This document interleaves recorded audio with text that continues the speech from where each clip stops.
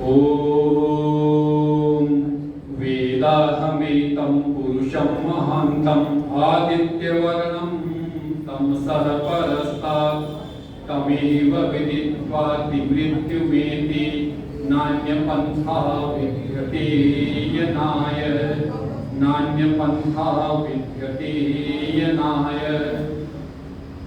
आर्य समाज इंदिरा नगर के सभी पदाधिकारियों को और उपस्थित सभी सज्जनों वंदनीय मातृशक्ति को सादर नमस्ते। अभी हम सब ने मिलकर अथर्ववेद के 100 मंत्रों से आज के इस यज्ञ अनुष्ठान को समाप्त पूरा किया। श्रावण मास में जैसा कि मुझे जानकारी मिली, चारों वेदों के शतकम मंत्रों से आर्य समाज ने यज्ञ अनुष्ठान किया है। इसी यज्ञ के संविधा दान के जो मंत्र हैं, इसमें 2 शब्द आए हैं जिन पर मैं छोटी सी चर्चा आपके सामने रखना चाहता हूँ। एक शब्द आया है समिधा और दूसरा शब्द आया है सुसमिधा। समिधा में भी हम उसी समिधा का दान करते हैं, सुसमिधा में भी हम उसी तरह की समिधा का दान करते हैं। तो क्या समिधा और सुसमिधा दोनों शब्द हमारे जीवन में कुछ परिवर्तन लाने वाले हैं? तो हमारे ऋषियों ने इस पर बड़ा उपदेश किया है। याज्ञवल्क्य ऋषि ने इस पर, खास करके शतपथ ब्राह्मण ने इस पर बड़ा उपदेश किया है कि समिधा तो हर प्रकार की लकड़ी को हम कह सकते हैं। किसी भी प्रकार की लकड़ी को जिसको हम जलाते हैं वो समिधा है, अर्थात जिस लकड़ी को जलाने से ऊर्जा प्राप्त की जाए, अग्नि को बढ़ाया जाए, वो है समिधा। परंतु यज्ञ की वेदी में जो हम समिधा लगाते हैं उसकी कुछ विशेषताएं हैं। कुछ विशेष वृक्षों की होनी चाहिए, यज्ञ वेदी के नाप की होनी चाहिए और 8 अंगुल की जो समिधा दान हम करते हैं 8 अंगुल के परिमाप की होनी चाहिए। अर्थात इस स्वरूप में अगर किन्हीं चयनित वृक्षों की टहनियां इस स्वरूप को प्राप्त करती है तब वो यज्ञ की समिधा बनती है, सुसमिधा बनती है। इन विशेषताओं के अतिरिक्त जितनी भी लकड़ियां हैं वो केवल लकड़ियां हैं, समिधाएं नहीं हो सकती।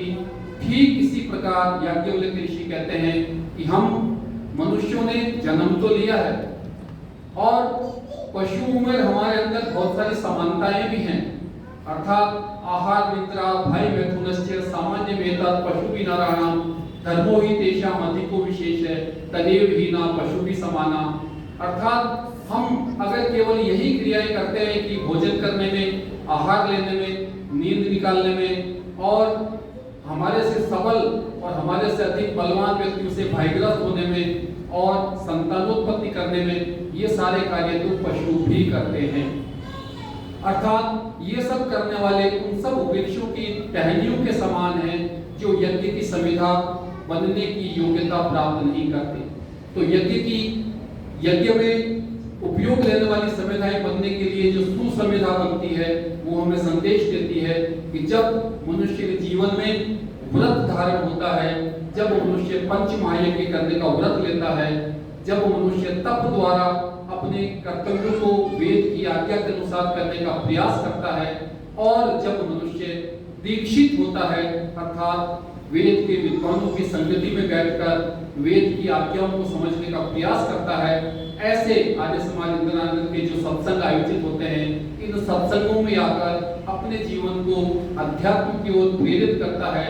और अंतिम जो सूत्र बताया वो बताया कि हमारा तपपूर्ण जीवन हो और हम दीक्षित बने, अर्थात जो व्रत हमने लिए हैं उन व्रतों को पूरा करने के लिए हम सदैव तत्पर रहें। कभी भी हम संध्या करने में, अग्निहोत्र करने में, पंच महायज्ञ करने में कभी भी आलस्य प्रमाद ना करें।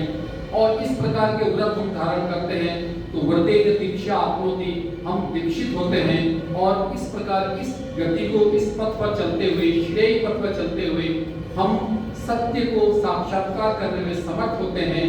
तो आइए, आपने जो हमें समय दिया, जैसे वृक्ष की टहनियां कब सुसमिधा बनती है, हम भी हमारे मनुष्य जीवन को किस प्रकार हम अध्यात्म की ओर मोड़कर ईश्वर के प्रिय बन सके, ईश्वर की प्रीति को प्राप्त कर सके, सुसंविधा के अनुसार हम हमारे जीवन को बना सकें और इस जीवन में धर्म अर्थ काम और मोक्ष हमारा सिद्ध हो सके।